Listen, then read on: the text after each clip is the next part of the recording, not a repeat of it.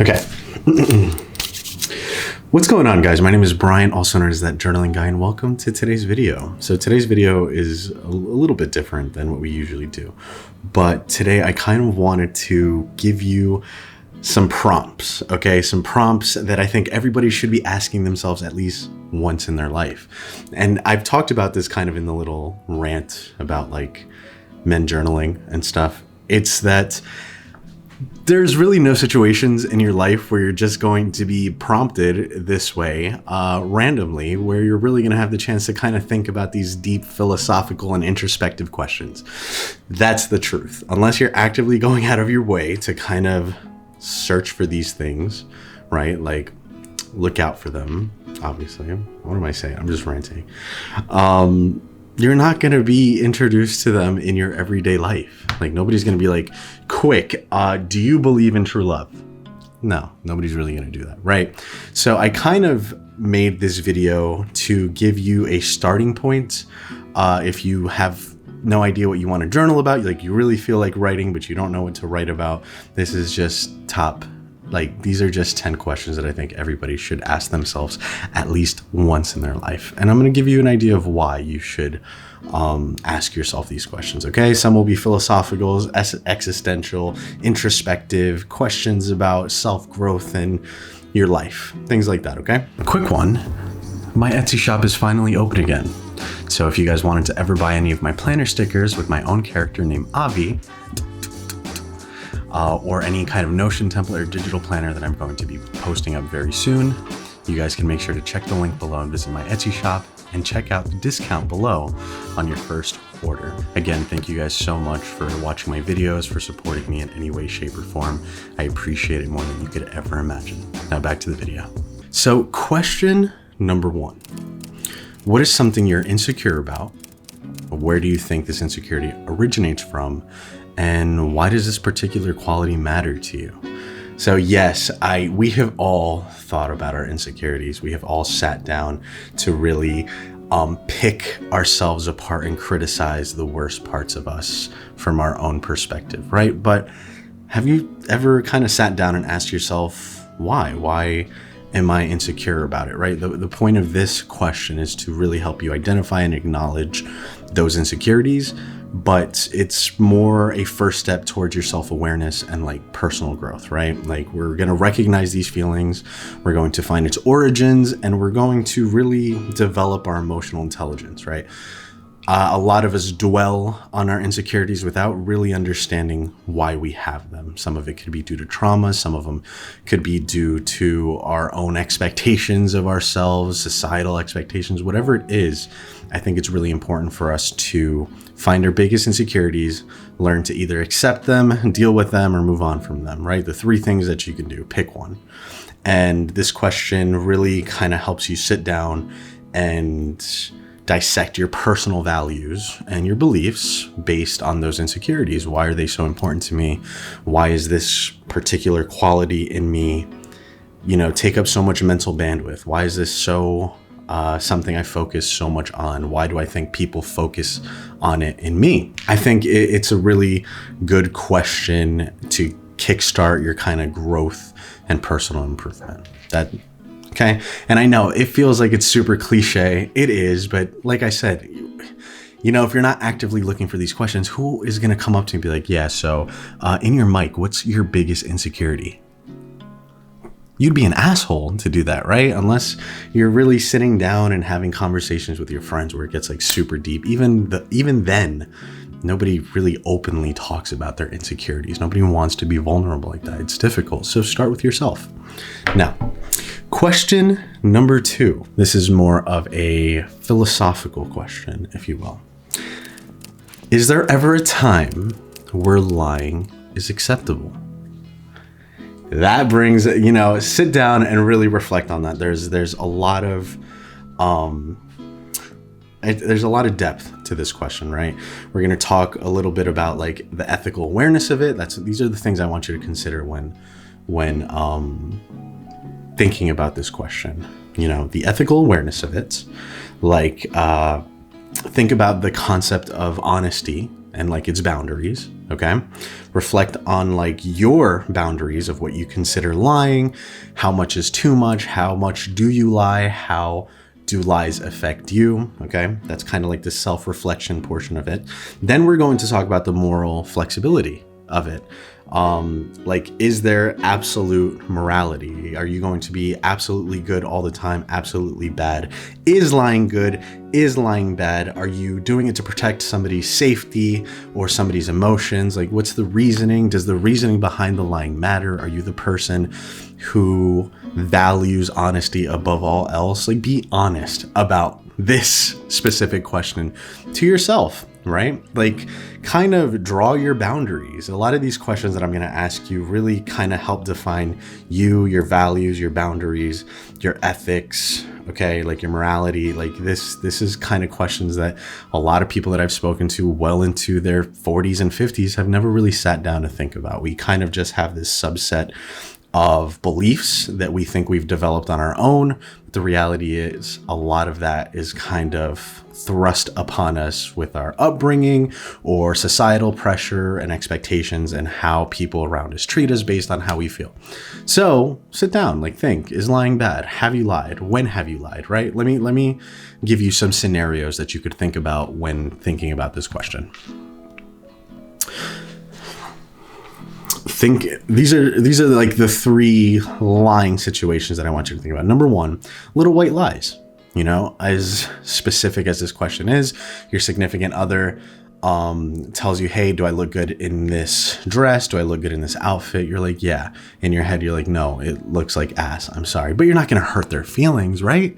Or a little kid's like, you know, can I go to the store right now? And you're like really tired. You're like, no, because dad needs to go be Superman or whatever. You know what I'm saying? Little white lies. Where do you set the boundaries on those? Number two, protection, right? Like this is another scenario. What if you're lying to protect somebody, right? Like not like disclosing someone's location because of a threat, like a potential threat, or thrusting yourself into a confrontation because you're like looking out for somebody's safety, right? Like that's another situation where people lie pretty often to protect themselves, to protect others. And number three, a professional situation, right? Navigating workplace politics is difficult. And being overly honest in a lot of those places can be like detrimental, right? You don't want to be overly honest and overly critical. So is that a good place to lie? How do you lie? Can you lie tactfully? Listen, this is just a good question for you to sit down and maybe bring this up with your partner. Is there ever a good way to lie? Should you be lying? The next question, again, philosophical, existential. Are humans innately good or evil?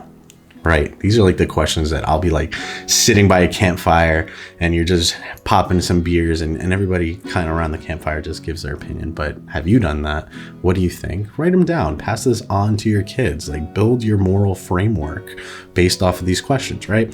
So the question about whether humans are innately good or evil is really about encouraging you to develop the idea of good and evil.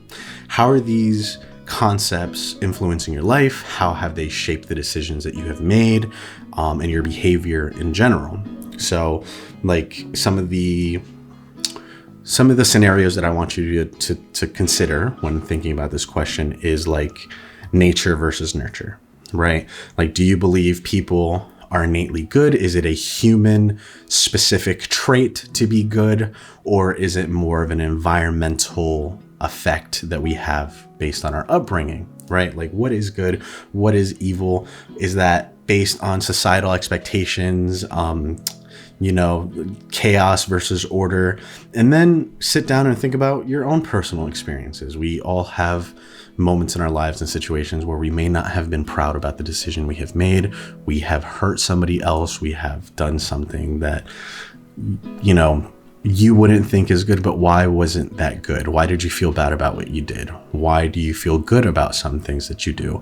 What makes it good? Would somebody else, you know, kind of see your actions as good or evil, right? A lot of it's about perspective, and I kind of want you to think about that. Question number 4, is happiness universal or just a matter of perspective? So again, a little more philosophical questions, right? Bringing this into the idea of happiness, like the nature of happiness in general. Like really the question behind the question here is, I want you to contemplate and ponder the idea of what constitutes a good and like fulfilling life. For who, right? Like what's your good and fulfilling life? What do you want to gain from life in general? It's really about understanding happiness and a deeper exploration of what happiness really means. Are animals happy? Are other beings happy? What constitutes happiness? So really, at the end of the day, like, think about what makes you happy. This isn't just a little list, but genuinely, what are you looking for in life? What are you looking to get out of life? What's going to bring you the most happiness, the most fulfillment, based on your definition? The next question number 5. What makes someone fall in love? Okay. And the bigger question here, to really encourage your reflection, like guide it, is kind of to discuss your feelings and experiences of love, right? Like we want to have this self-awareness and help you understand what qualities and circumstances lead you to develop romantic feelings, right? Like think about it. Like, are you looking for physical attraction? Are you looking for emotional connection, shared values, mutual respect, chemistry? Obviously you need a little bit of everything, but why do we need a little bit of everything? What do you prioritize in a relationship? How has your romantic relationships shifted your perspective on love, right? Do you think love is a basic human emotion, right? Do you think that it is the driver behind human nature? Like the idea, when did love become a thing? When did it become defined? You know, what does it mean to love? What's your definition? And I think love is definitely something we all have to sit down and define for ourselves and really contemplate often. As kind of like, it sounds a little cheesy, but it's true. Love is really important. Yeah. Okay. Now, one of the best questions on this list is question number 6.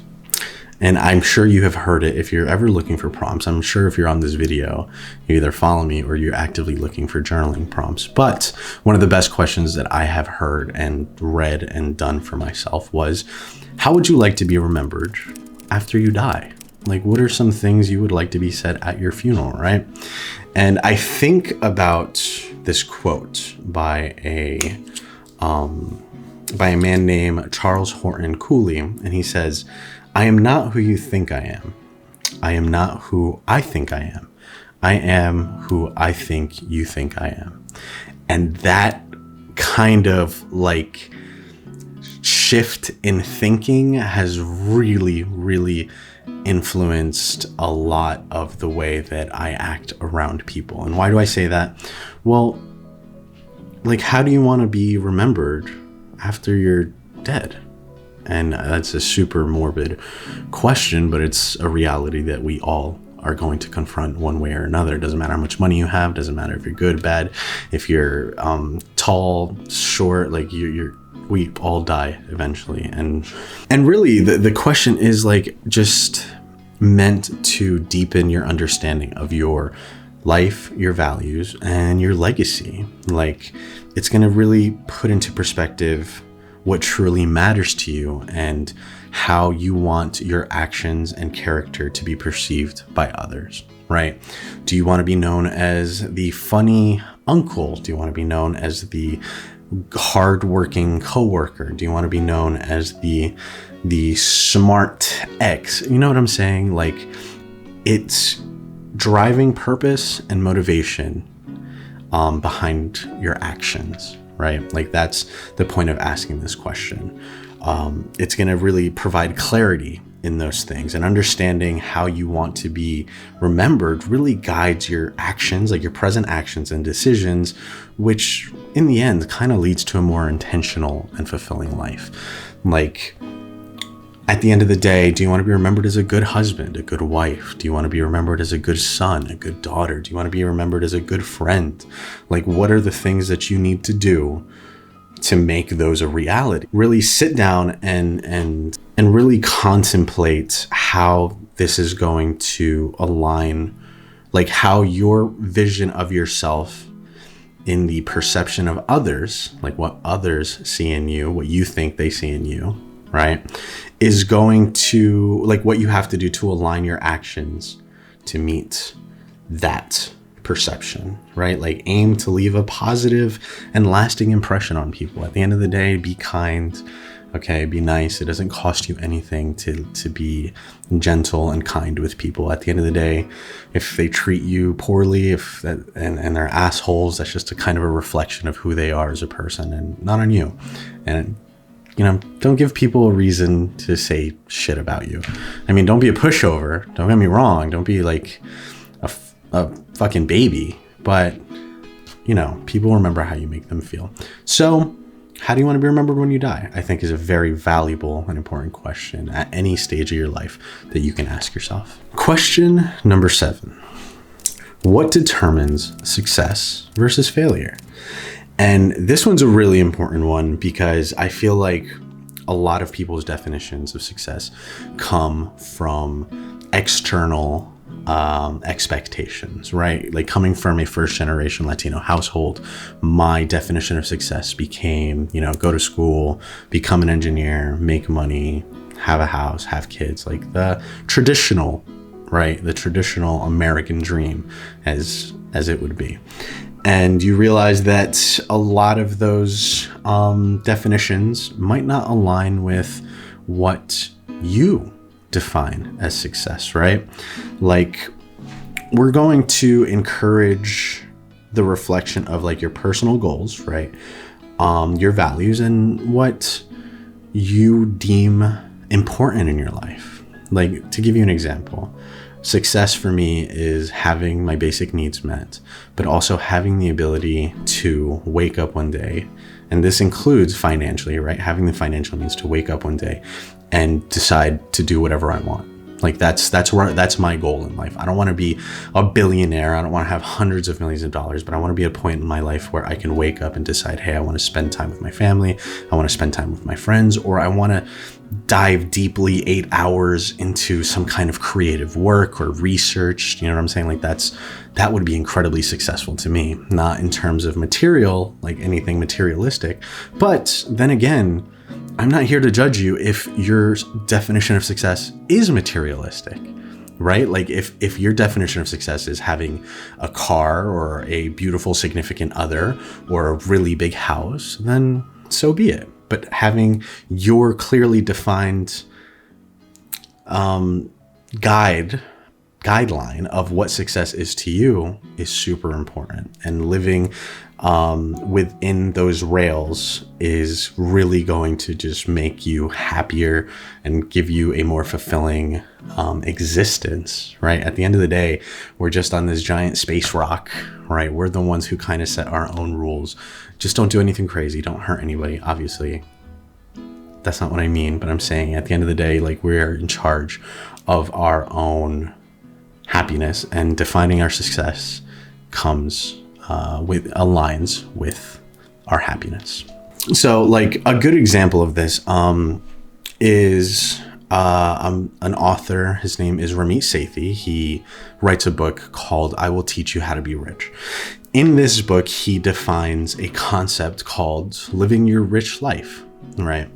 And I know it's about finance. It's a finance book, but the idea behind it I really liked. It was like the basic idea behind your rich life is where you're going to look at your ideal life, right? And in terms of finance, it was one where you need to identify places where you're willing to spend however much money because it truly brings you happiness, and then really cut back on the things that you don't deem necessary, right? And he kind of just really wants people to sit down and define what their rich life is. What is your ideal life? What would you like to do every single day if you could for the rest of your life, right? And so the things that you need to think about when sitting down and like determining what success versus failure is to you is think about your personal and professional goals, right? Like, what does it mean to be successful and a failure in different areas of your life, like relationships, career, health, personal development? You need to kind of decide how you're going to react to challenges and setbacks. Like, obviously there will be obstacles and setbacks that contribute towards our journey to that success, but how are you going to react? How are you going to adapt? And really, this question is just about having a level of clarity. You need to have clarity for yourself in order to help yourself the best that you can. So do recommend the book, I Will Teach You How to Be Rich by Ramit Sethi. I thought it was a great book. It is a finance book, but it is a very technical and guided book. It's not like these random ass, like, feel good things. No, he'll tell you exactly what you need to do to live the life that you want to live. I thought it was a great finance book. Go check it out. Now, the next question number 8. And this one's a fun question to bring up in a group or to even think about yourself, but it's a good moral and ethical exploration, right? This ended up being like very philosophical, but it's fine. If someone's intentions were good, but the outcome of an action is terrible at that moment, is that person good or bad? Like, should we judge a person based on their actions or on their intentions? That's huge, because a little bit in the self-reflection is we need to think about our own actions and our own intentions. We judge ourselves by our intentions and we judge others by their actions. Is that fair? Why do we do that? How should we go about understanding the human complexities behind this question? Okay, like we really want to have like a nuanced view on what factors go into people's decision and how we perceive them. Why is it that we are so gracious in judging ourselves based on our intentions, even if we hurt others, but we're so critical about others' decisions because we just judge them by the outcome, right? Why do you do that? Why do I do that? I'm not perfect. I do that as well. If there are plenty of situations in my life where I have judged people based on what they've done and not what they were trying to do. So sit down, really think about the ethical and moral philosophy behind that question, and really think about the principles that should guide judgment of human behavior for you. Like, what have they had a track record of being an asshole? Like, do they usually do this, or are they usually a good person and they kind of just fucked up here, right?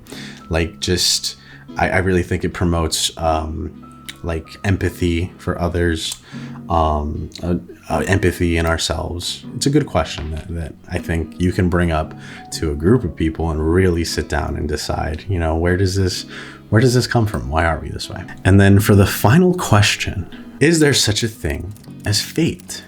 And I think this is always a question that people really, really like to discuss, even though we don't get the opportunities to do it often.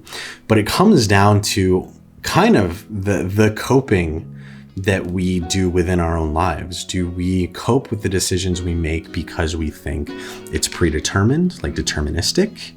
Or do we cope with the decisions because we think we made those decisions and it's free will? It's a very deep philosophical question, but it's very important to understand how your own belief about control and agency in your life guides you through your life, your decisions, your actions, right?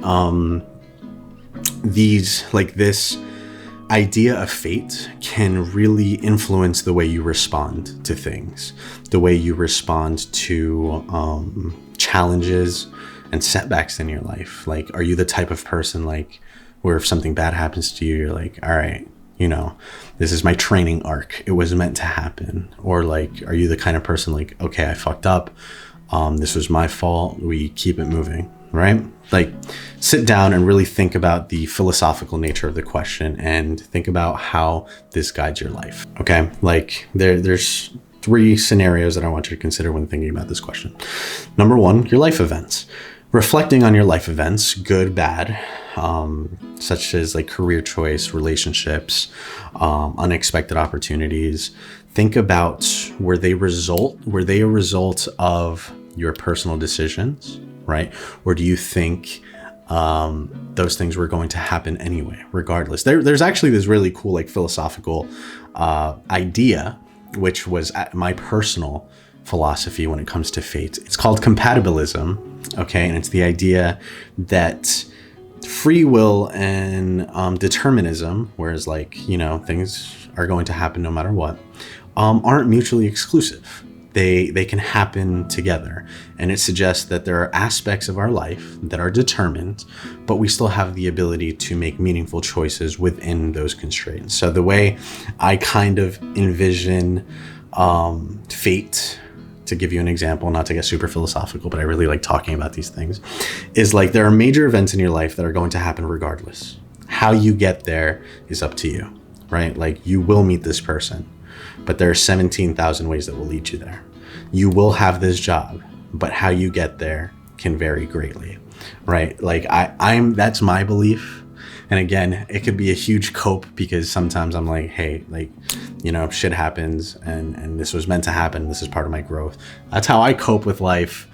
It might not be the healthiest, it might not be the best, but it gets me going forward, like moving forward. So think about that, right? Think about how your life events. And then the second is think about your challenges and setbacks. Like, how do you reflect on those? How do those guide you? How do you feel about them when they happen? Do you put the sole blame on you? Do you think it was part of the universe's plan? Is everything intertwined? And then the third is kind of like the cultural narrative. Think about exploring like stories and myths and like religious teachings from various cultures that illustrate the idea of fate and free will, right? Like, how do these narratives shape our societal beliefs? Yeah, I really hope you liked these questions. I hope you liked this video. If you did, leave a like. And in the comment section below, I would like you to add a question that you think everybody should answer at least once in their life. Let us know why you think it's an important question. And I'd really like it to kind of become a catalog for people looking for prompts. I think it'd be a lot of fun. Thank you guys so much for watching, and I'll catch you in the next one. Peace.